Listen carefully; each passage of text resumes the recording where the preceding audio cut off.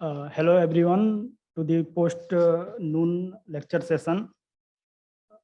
Today post noon session we have Dr. Jithu U Krishnan. Currently he is working as Scientist B in Department of Forest Entomology.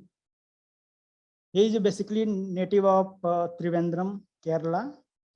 He did his MSc Zoology from University of Kerala. He did his PhD in zoology jointly with CPCRI and University of Kerala. His area of research is insect ecology, insect ethology, toxicology, and pest management. His PhD work secured distinct recognition in the WCRT consortium held in China in 2019. He was instrumental in generation of an Indian patent. He also holds a file patent. He has published more than 17 research papers in international reputed journals. He has also worked as Kerala State Council Science, Technology and Environment Postdoctoral Fellowship in IISc in 2018.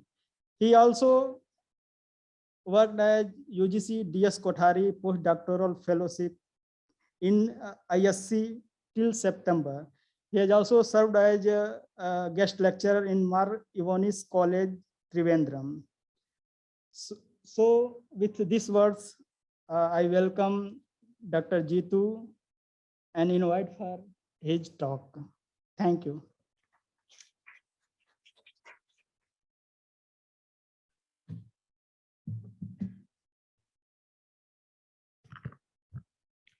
So thank you, Dr. Shambhukumar, for giving me such a nice intro.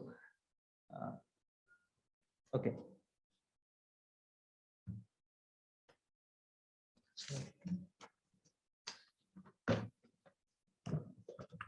I have a few supporting documents. Okay. So, but anyway, here I am for you to present a secret world, or I can say the buzzing secrets of insect societies. You might have known about ants, bees, wasps. They are living in societies as we are. But there is a basic question that comes along with that. That is, okay, I will use this. Okay. What is a society? So when you come across some terminology or meaning, we will definitely go to dictionary and see what it is. So the 2 points that immediately pop up is the aggregate of people living together in a more or less ordered community, or an organization or club formed for a particular purpose or activity. So there are some similarities as aggregate of people, ordered community, organization of club, or purpose or activity for their concern. So actually this is applicable as if in the previous lecture, Dr. Amrit has told us that words is not a constant thing. It often changes. And it has been highly governed by a mass, especially peoples. So since we are a society, we often consider society in the anthropological sense only. But it is at least in some times you can relate with insect societies. Okay. And so the terminology again changes, and there is a small correction in the meaning, people. Okay. And why so curious about insect societies? That is a big question. They are super systematic. For the time being, you can consider honeybees or ants or termites in your mind, and you can just compare it with human societies. So then you will realize that they are super systematic. They are very diligent, means they are not retiring from duties, and they are not concerned about EPF, NPS and all. They are highly reliable, programmable through pheromones and dominance, versatile by division of labor. I will come to what exactly is division of labor later on in my slides for those who doesn't understand it. And it's all resembles like a computer which is easy to study than a human brain.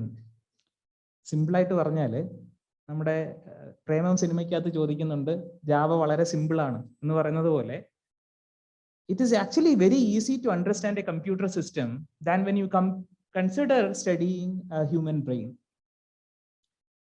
And I am taking you to a different level, that Walmart has filed a patent for robot bees in 2018. And because of Corona and all, we are busy with something else. And we didn't recognize it. We should also think about the scope of insect societies, the role of them in ecology and all, how market is looking at it. And Walmart, such a big company, has been focusing on patenting things like this, and we are expecting honeybee extinction soon. So these things will be of great importance, or we can discuss it on later on. And I am just throwing it to you, and you can discuss this later. From the literature, it is also important to know how we should plan and know something. So I'm taking it from Ramayana, where Rama actually, when he started to enter into forest in Aranyakandam, he actually looks into the forest and said, Guda Prakritam Prakritya Dattam, which means this forest is so mighty and it is not going to reveal its secrets. Heraclitus, at the same point of time, he also mentioned nature loves to hide, and it is its behavior.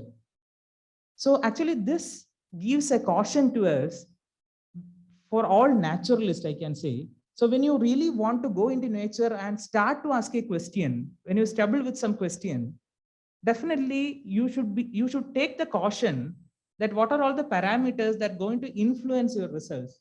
So this is a caution that everybody should be aware about. And at the same point of time, I am so fond of Francis Bacon. He commented, nature will not unveil its secrets except under the torture of experiments. That particular word torture is something very interesting, because when you plan an experiment which actually goes into the understandings, that is something very interesting. If you there is some kind of scaling over the torture. If you torture it very much, that will be manipulation. What are the levels of association? Let's try to understand what are all the levels of insect association. So for the time being, I am just looking into insect associations. There are so many other associations. And when it comes to association, or when we really want to classify association, definitely the binary will come as if, since our basic unit is a species, as interspecific association or interspecies association and intraspecies association. So I had created this diagram just yesterday, just to culminate all the possibilities of association. I know I am miserably failing in many other things, but I just want to highlight a few, like symbiosis, mutualism, commensalism, foracy, inquilinism, metabiosis, etc., from which you can see herbivory, even that ant which is having a crown on its head is actually entomopogenic. So all these things are interactions that we observe, but among two different species. So am I able to cover all these topics over here? It will take another 1 week or so if I am doing it. So I'm not going to go in deep into interspecific association. Rather, I will go into intraspecific associations. So if we look into intraspecific association, this is a beautiful sketch created by my mentor, Gadakar, in 1997, which actually clearly depicts what are all the possibilities of intraspecific association. You can see cooperation, selfishness, altruism, and spite. So first of all, there are some criteria for understanding this figure. So if you look into any two individuals participating, you can see that one individual is fully shaded and the other individual is half shaded. That means that is actually showing their genetic relatedness. That means either the individual who is participating with the fully shaded individual is a sibling, or it can be a son or daughter. That means for the time being, you just consider it as relatives. Okay.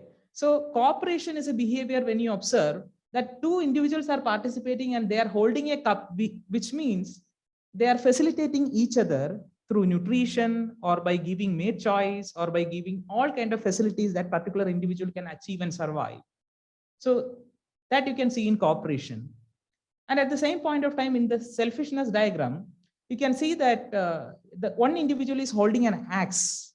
Axe indicates that a threat to the other individual, even though it is a sibling, so that the individual who is holding the axe getting maximum nutrition from the environment, and it grows like anything. Okay, so this act is called as selfishness. At the same time, another option we observe in intraspecific association is nothing but altruism, which is very important and which actually holds the insect societies. So if you look at this, one individual is getting the full nutrition from the environment that the cup it is holding, the other individual is not getting, and is been offered by the individual, that individual which is half shaded. Actually, you can also look into the face of those two individuals. They are happy as well. Okay, so by offering something for one individual by the individual who's like fully fit, is going to create a highly genetically fit more individual of its by its sibling, or it can be son or daughter, but anyway, for the time being I am considering it as a sibling. Okay, in the case of spite, what you can see is that there is the involvement of a third being, which can be from a different species, or it can be from a different group of the same species. So what we observe is the individual who are participating or who are inevitably benefiting is actually using a third member for this action to be take place. It is called a spite. So you can see only all these four type of intraspecific associations, and we are much more interested in altruism because both individuals are happy while they're sharing their nutrition or their success. Suppose if you are sharing your mate for your sibling, are you going to do it, or are you going to think about it? I will ask it a more simple question, as if are you be ready to sacrifice not to marry and go for job and take the salary and give it to your sibling so that he can marry and he can create children? Will you do that? What is means? Are you kissing? I can't see you, that's why. Okay, so I think it is no. Can we understand insect association? Again, a big question. This whole presentation will be questions. Let me see whether I can give answer to it. Can we understand insect association?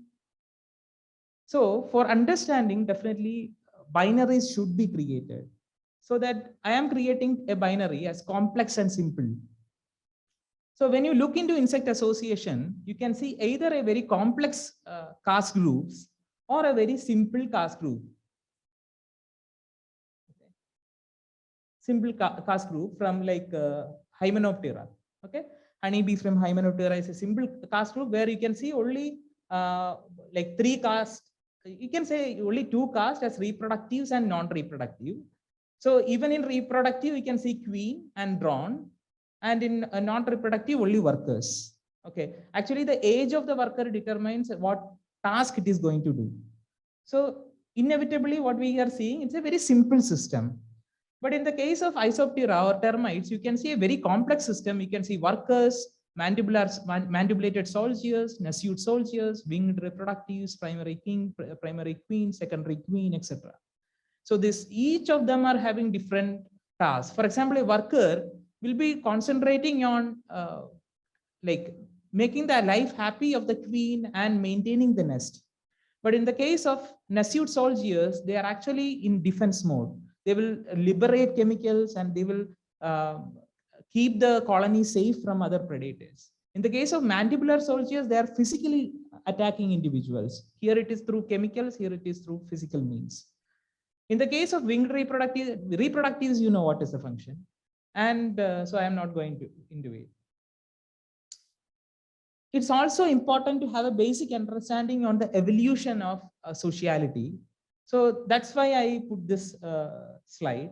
You can see that Hymenoptera or wasp comes as a prime group, which actually starts social living. Okay, Then we can see it in Isoptera, then even in mammals, you can see eusociality. For the time being, I am using social in a very general sense. I will discuss it later, what actually eusociality and sociality, how it differs. Okay, this diagram is a very simplified one. This one is a very complex one. You can see Peters et al. In 2017 only described all these things. And what are all the common social groups that we often see in KFRI campus or in Western Ghats or in IISc, or for all the diagrams I am showing here is from IISc campus. So one of the common thing is termites. So see the polymorphism. This one right now we are seeing is, it resembles like a rice, but actually this is a queen pampered by workers. Okay. And this is a worker in a zoom, and this is the mound that they create. Actually, when you consider the size of the worker and the size of the termite mound, it is 100 times larger than a Burj Khalifa. Okay. So that much constructional possibility it is having. Another group is ants. In ants also, you can see polymorphism where queen is different from other workers. It is not necessary that there should be a difference in every societies. No, it is not like that. But in most of the cases, we can see polymorphism. And one of the common example we may encounter in our campus is nothing but from Ecophila. Ecophila, Vishar or Neer, or what is it? That orange, stinging, pungent ant. Okay, that one is called as Ecophila. But when you look into the polymorphism, you can see that the queen is entirely different. You can't even think of. It is entirely different. And you can see that Guinness World Record has been given to a Malaysian ant, where you can see the soldier. This is a soldier, and on the top of the soldier's head, there is its minor worker. Isn't it like wonder, like these two individuals are being created with the same genetic makeup? Only the nutrition and the environment is actually regulating this pivotal role in creating a polymorphism in this society, which actually is very much important for their survival. Next common species we often encounter is nothing but honeybees. There are so many honeybees. Actually, out of the species that we know, only less than 10% of the honeybees are social. Many of them are non-social, and they are all solitary.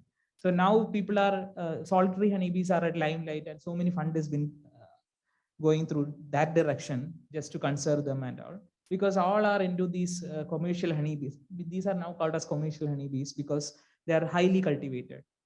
But Apis florea is a wild one, but still Apis florea is an open nesting species. Generally, honeybees are been classified into two, as open nesting species and closed nesting species or cavity nesting species.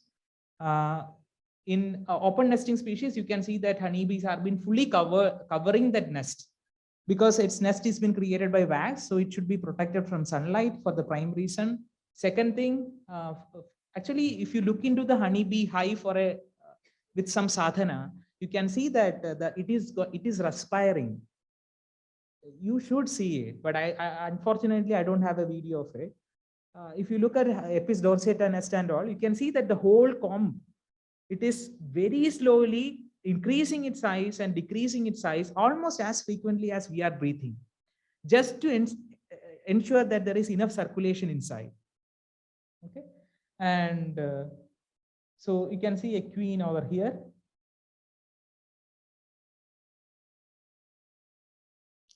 So now again a question: to what extent eusociality can work?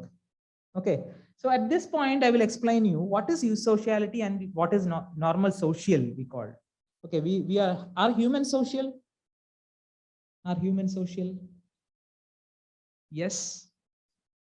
No? Social alle? Social ആണോ?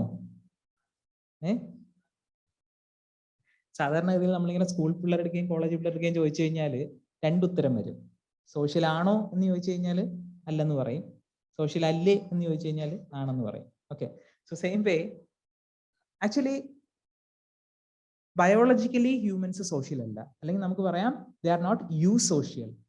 Okay, what is eusocial? ഞാൻ പറഞ്ഞു there should be a factor of altruism. അതിനൊരു കഥയുണ്ട്. അതായത് ഒരു കുളം, നിങ്ങളിങ്ങനെ നടന്നു പോവുകയാണ്, Okay, sorry for not using English. So കഥ പറയുമ്പോൾ എപ്പോഴും നമ്മുടെ ലാംഗ്വേജിൽ പറയുന്നതാണ് നല്ലത്. അപ്പം നമ്മളിങ്ങനെ നടന്നു പോകുന്ന സമയത്ത് ഒരു കുളം കാണുന്നു. ഓക്കെ, ആ കുളത്തിൽ ഒരു ഒരു വളരെ വിജനമായിട്ടുള്ള സ്ഥലമാണ്. നിങ്ങൾക്ക് നീന്തൽ അറിയില്ല.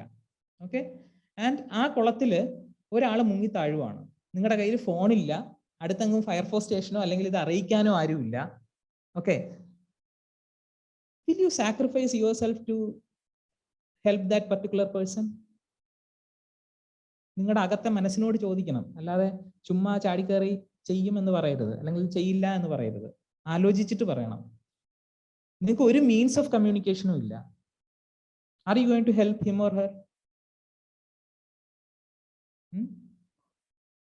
No, it's a big no. Just think, I am replacing that person with your kid. Okay, നിങ്ങളുടെ കുട്ടിയാണ് അവിടെ മുങ്ങി താഴുന്നത്. നിങ്ങൾക്ക് നീന്തൽ അറിയില്ല എപ്പോഴും.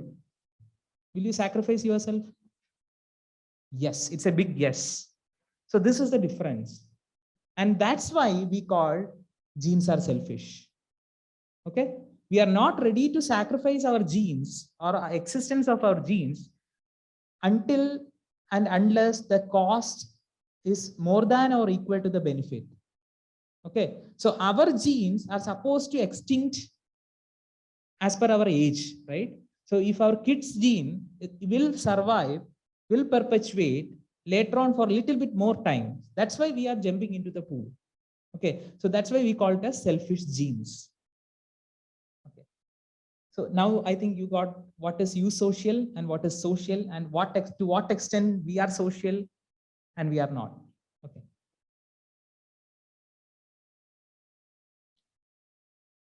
For the time being, for your simple understanding, I am taking only two groups out of the ants, bees, and all.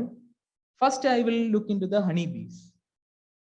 We can see that there is a queen bee in the middle, and so many workers are around her. Actually, they are licking her. Actually, they are pampering her. They are nourishing her. Like they are helping her to lay egg.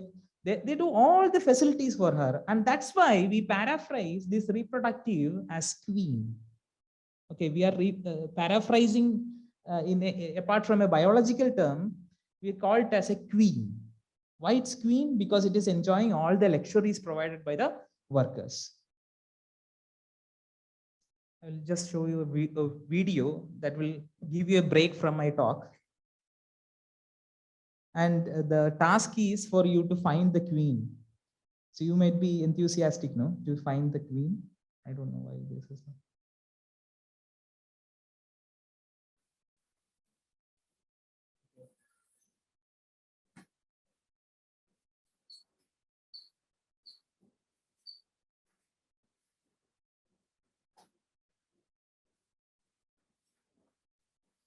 How many of you had find the queen? Please raise the hand.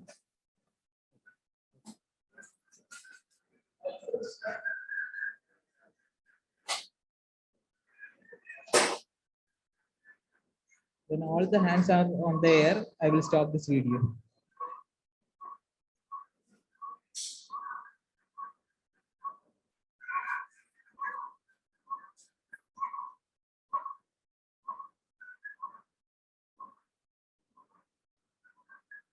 Done?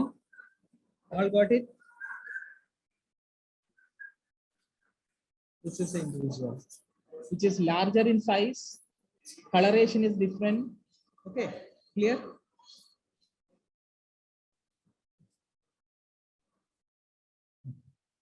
I can put escape, right? Or what? Or next slide. Okay. So even in the video and from the previous image, you had seen that queen has been always covered with the worker and it's been pampered and all. Along with that, this worker is also supposed to go and forage. Okay, again, if it is taking the flight and it is in its high heights, no? So it's beautiful, that's what we believe. But actually it is at the risk of predation. And it is actually not a good thing to go and forage as far as an individual bee is concerned. But it is taking again that risk. It is also the duty of a worker to come back to the nest and communicate with the colony and make others to be recruited to the site where food is available. Okay, you might know about waggle dance and round dance, which actually receives Nobel Prize at some point of time. And I am not going to describe it. Do you want to describe it? Do you want to I want to hear some sound. Yes, okay. It is very simple. If you look at it from waggle dance, you can see that the central individual who actually knows, she is having some information about the foraging area, its distance, the location, everything, the quality, everything. What she will do is that after her experience from the first flight, she will come back to the comb and she will do a weird, I can't say weird, but a beautiful dance called as waggle dance. So in the waggle dance, what she actually communicates is nothing but the direction of food. So when it is in the comb, like you can see here, this is a cavity nesting it is showing, or when you are captively breeding them. So inside the comb, this is a plane, and in this plane, it is going to dance. Okay. So when it dance, it actually keeps sun in the central focus, and then to what angle it is moving, that is very much important. For example, this is the angle. That means you should go to this direction. Okay. This diagram is different from this thing showing over here. But anyway, as per this diagram, this recruitees are supposed to go to this direction. And from what angle? From the angle here, sun. Okay, considering this as the angle of sun, angle to the sun, this 30 degree, it is supposed to move. To which direction now? Now what is the information passed? To which direction it is supposed to move? It also conveys a message as how far it is based on the distance. Okay, based on the distance of the waggle dance, it also communicates how far you should move to go to that foraging location. So direction and the distance both are being covered by here. And based on the waggling, how frequently it is waggling. If it is very frequently waggling, that means that the quality and quantity of honey is very good. Okay, so the quality and quantity of honey, direction, distance, everything is being communicated with its peers just by waggle dance. So such an intricate system you can observe over here. And there is also one more dance called as round dance. This is very often observed in our rubber plantations where you keep honey hives and all, because you can see an extra floral honey. Means honey is not specifically focused to a particular region. And you can't say that, okay, you go to this direction and collect honey. Okay, so every individual who is a forager is supposed to go around, roam around, have a nomadic investigation, and then you come up with the solution that, okay, this place is having, this place is having. So at that point of time, actually these informations are not much important. Any direction you go, there is honey. Okay, so in round dance, what it communicates is that there is no point of giving direction and distance and quality of honey. You can avail only one quality of honey. You can avail you have to move on just around and you will definitely find the honey. So at that time, the recruitees will show only round dance. Okay, is that clear? Okay. Again, workers. See, in the case of workers, as somebody had told, I think Amritsar himself, he told that when you look at a honeybee hive, first thing that came to your mind will be honey. Okay. And what is the next thought? Can I get it? Okay, definitely you can get it, but we are not going to get it. Why? Because of the sting. Okay, so the second thing that is coming to your mind is sting. And this poor, that is what we care, owner of the sting is actually losing its part of intestine while it stings.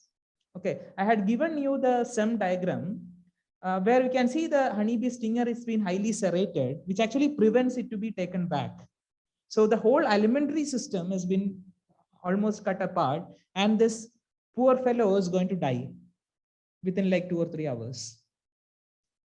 Just for a comparison, I had given you insulin needle or hypodermic needle, which is so smooth. Again, the question, how does natural selection promote such sacrificial behavior? Okay, somebody is sacrificing. I am going to a special note from WASP. So honeybee stories, I'm just putting it there with a question. Okay, coming to WASP, this is a picture I clicked from IIC campus of Vespa tropica. You can see I had given a 10 centimeter diagram is there. This is almost around 45 centimeter diameter and 1 meter height. That much large it is. And if you remove the outside covering, you can see that galleries, or we can say multi-stories. Okay, and in each gallery, you can see hundreds of cells, hundreds and hundreds of cells. And this whole system has been governed by a single queen. Why we are not feeling fascinated? Okay, so that is the thing, and that is by Vespa tropica on the inside. Since it is not easy to study on those systems because it is very large, huge, complex, and it's been covered by paper, and all these things are called as paper wasp because it is made of, its nest is been made of paper from not created by us. They will actually collect cellulose from the woody plants and they will chew it, spread it to create the paper. You can actually write on it. So in the same category, you can see a much more simpler group, which actually comes with hardly 40, 50, 60 individuals. And it is an open nesting. It's like only one nest is there and it is open nesting. And it is two-dimensional, I can say, because on the other side also it rarely goes. It is always on the face side. And I worked on this. Importance of this particular system or wasp, I can say, is that queen is morphologically identical. So if you take honeybees, queen is not morphologically identical. Queen has its own physical features. Even in termites, you had seen, I told you that rice thing. So queen is different from workers. So here also, but here, queen is as equal as any worker. At a point, only one queen exists in a colony. At a point. If you take a point, there will be only one queen. In honeybee also it is the same. At a point, there will be only one queen. Then queenship is gained by dominance followed by pheromone establishment, which is not much important right over here. I will tell it later. All workers are fertile workers, but altruistic. Okay.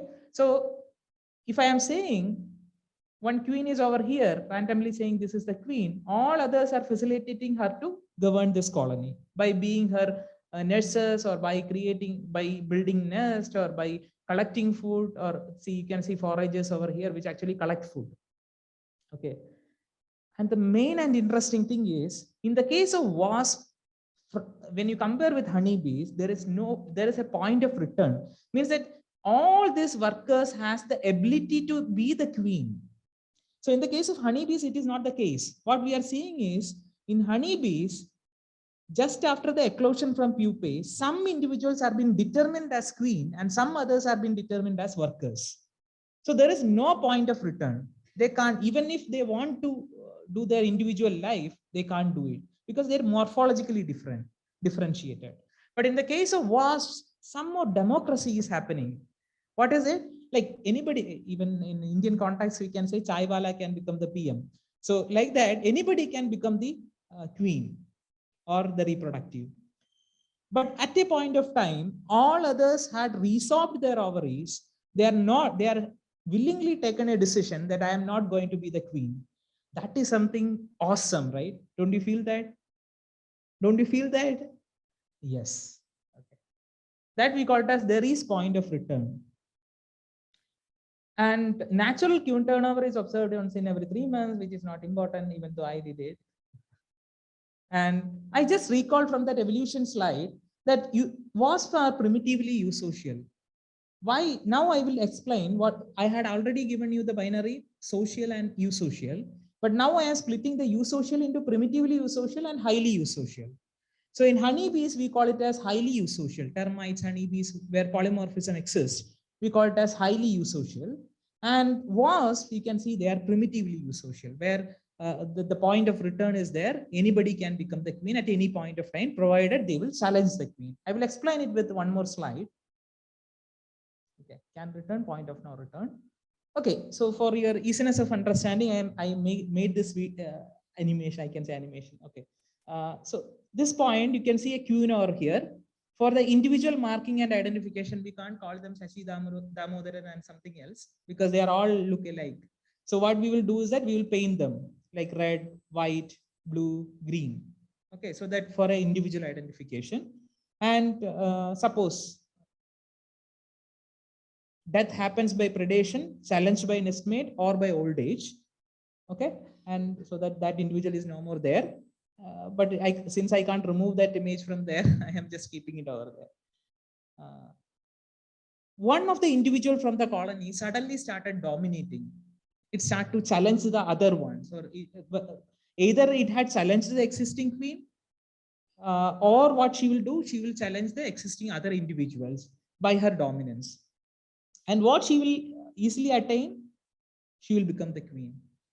Okay, but just 1 minute before, she was not trying to do this because there exists a queen. There already exists a queen, but by some chance, or by like challenging the nestmate, or by old age, or by predation, right now that queen is no more there, and so any individual can become the queen. So the first reflex it should do is the individual who is interested should show some dominance. And then what she will do, she will start to produce pheromones, queen pheromones. So once dominance has been executed and said that I had become the prime minister or queen or whatever it is, then after that, after the election, we also will accept it. Okay, that guy had become prime minister. Who is going to challenge it? Nobody is going to challenge it, at least for 5 years. That is the beauty of democracy. The same thing happens over here as well through pheromones. Okay, so pheromone will do that like that. Okay, so I am just taking you to an experimental setup. I am not going to elaborately explain experiments, but I initially thought that I will better not include experiments, but I thought that I will better include the experiments, because those who really want to understand system can plan experiments in this way. So does WASP know who will be the next queen? Okay, that is a question, obvious question we will ask. Okay, and we actually did an experiment called as named as queen removal experiment. It's a very simple one which has been published in Royal Society Biology Letters. You just think about it. And if you look into this wasp nest, which is Rhopalidia marginata, I am just simulating it in a different way. Okay, and I'm coloring it. Okay, and what I'm going to do is I take a queen. Suppose this light blue is the queen. At that point of time, I had taken it and I am maintaining it. Okay, and that is a queen. And immediately what happens? One other individual will become the queen, as if I said so far, right? One other individual from the colony will show dominance and it will become the queen. That also I removed. Okay, so I am continuously removing all the queens that are emerging over there. Okay, and my experiment is just halfway done. What I did is I replace all these queens back. I just want to know whether the queenship has been reclaimed. Okay. Surprisingly, it has been reclaimed, and we titled the paper as "We Know That the Wasps Know." Okay, and we know there exists a queue, and so all the individuals are called as potential queens. Okay, so queen is there. At a point of time, there will be a queen. There will be a potential queen. 1, 2, 3, 4, 5, 6, 7. Okay. I hope you understand the experiment. It's a very simple one, but you understand. Next, so from all these things, we come to a general question. Like this was a previous question I raised. How does natural selection promote such sacrificial behavior, right? So I am just reframe that question into a different way. How does altruism become genetically relevant? Okay, how actually? Darwin can't be wrong, right? Okay, and this question was not asked by me or me or somebody else or my mentor, but by Darwin himself. While he was writing his On the Origin of Species, he actually addressed this question. That is a like thug life, we can say, as what Anantu or somebody had said. Na? Like Darwin actually quoted this in his On the Origin of Species, the same question. Why or how I can't explain this natural selection on honeybees and all, who actually show altruistic behavior. Along with the question, Darwin has one more question. You can read, I think. Can't you read? Why only, I expect a laughter. Why only 22% of Americans believe in Darwinian evolution? Okay. So this is not a very old one. It's a very recent one, just before the corona hit. What I expect is that after corona, they might have a very different view, and this number will be decreasing, not definitely increasing, because their concept of corona had given much more belief in God. I will explain the first question. I can't explain the second question.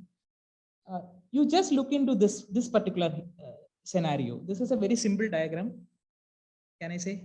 Okay. This is a very simple diagram. You can see that in diploidy or normal diploidy pairing, you can see that two female individuals after the first generation or in the first generation, you can see that the relatedness will be 50%. But in the case of haplodiploidy, it will be 75%. That means haplodiploidy system ensures more genetically similar individuals to be like circumrun after one generation after generation. Okay, and actually this is achieved by this drone actually sharing 100% of its genome and this queen sharing 50%, total 150 divided by 2 giving 75%. Okay. So that was the answer for the prime question, which Darwin was not knowing because at that time genetics was not full in fledged. And next I am coming with the next question. Can we alter altruism? Or I can ask, how strong is altruism? Okay, even though the 75% relatedness is there among the individuals rather than 50% we are sharing with brothers, I have a different question. I tried to answer this with a simple experiment where what I did is like I created two systems of test and control. And in test, I am feeding the workers. And in control, I am providing enough ad libitum food. There is enough food in the environment or in the system. Actually, ad libitum food is common for both the test and control. Okay. Only thing is I am changing in test is I am feeding the wasps. I am personally feeding the wasps with the forceps into the colony. They are very happy to come and take it. Okay. Only thing that you should be cautious. Otherwise, you should be cautious about your breath as well. Otherwise, they will come and sting you. The main question or challenge I am having before I was executing this project was, can we observe more difference in food consumption? Actually, overfeeding, is that possible? Is that possible? നമുക്ക് നമ്മൾ തന്നെ പറയും ആഹാരം എന്ന് പറയുന്നത് നമ്മൾ മതി എന്ന് പറയുന്ന ഒരു സാധനമാണ് അല്ലേ? പക്ഷേ is that possible? That is a question. Whether overfeeding, whether I can use the term itself, I don't know. Okay, or I can make a change. Whether I can make a change in difference in consumption of food. If it is yes, will that nutritional surplus is going to reflect on the colony behavior? That is the second question coming up. If I am going to fail miserably over here, I don't have a question like this. Okay, so I was actually challenging myself. And we come up with this paper, Nutrition Induced Direct Fitness in Workers in Primitively Social Jobs. And we concluded with these statements. Yes, we are able to see, and actually 2 times they are consuming more food, even though in control, there is enough food available in the environment. And foragers are always coming and taking food from there. Okay, so dominance behavior increases like anything. So when excess food is given to a colony, dominance behavior increases like anything. I can also say challenging the queen increases like anything. Okay, and I can also see queen turnover events. One queen has been replaced immediately by the other. Okay, and wasps start losing altruism or opt for direct fitness. See, wasps are opting direct fitness instead of altruism. On what context? On the context of excess food. Okay, and we also observe so many new nest initiations when comparing to significantly in comparison to control nest. Can anyone tell what might be the reason? So this is the question and conclusion for my talk. Can you ask? Can you tell me? So you are not mere audience.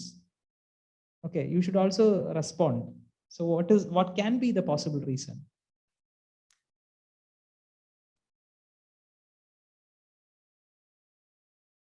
A, Because of the increased proteinaceous food, ovary got boosted up in workers. And since they have the potential to challenge the queen, when they are having a matured ovary, that might be much more critical. Okay, so that actually what had happened. I am again recalling Sir Francis Bacon's thought, nature will not unveil its secrets except under the torture of an experiment. Do you accept it? Yes. I will, like, this will be the conclusion. So when you look into insect society, you can see that morphological caste determinations, okay, and division of labor you can see, then chemical communication going on, you can see that is they are going in a trail and all, then social immunization is there. Actually, before we are worried about social immunity and all, actually these insects are actually worried about. You have to see, even when in Rhopalidia marginata, when I am trying to feed queen, she will never accept food. Only the other workers will accept food. And what these workers will do, they will have it, they will feed it to the larvae, and the regurgitated food only the queen will take. That means it is highly sterilized by the digestive enzymes of the larvae. So queen is that much precious. Okay, so such kind of immunity was there, and so many I can explain on this like so long, but I'm not going to do it. Then complexity of social structure is there. Then mutualistic relationships. So the arena is very much open. Those who are actually into it, you can look into it. And their ecological perspectives are also very much important. So they are usually keystone species in controlling and managing pests. They usually create a high biomass and create actually new niches because like termite mounds often create a new arena for some other insects. And the presence of caste system is very unique. This efficient communication through pheromone, their food storage capacity building and all is very much important. See, this one is nothing but a aluminium casting of a ant species from North America, I think. Actually, that person's name I had written here, Walter Tashnikale. Okay, so Walter Tashnikale had created this thing, and that was very much interesting. See, if you compare the size of an ant and the structure, how beautifully they are creating these things. Then efficient cooperation, mutualistic association with bacteria. This is not a dead ant. This ant is having bacteria on its surface and all, and fungi especially. You might also know that in termites also they are cultivating fungus and all. This is actually a leaf cutter ant, which actually cut leaf, bring it to its nest, farm it to use it as a bed for the fungus to farm. So such a beautiful agricultural system they are practicing. Okay, all these comes under insect societies. Okay, and these are all my recommended readings. If you are interested in, if you want to note it down, you can. And this will be my thanks slide. So I think keep it. Thank you.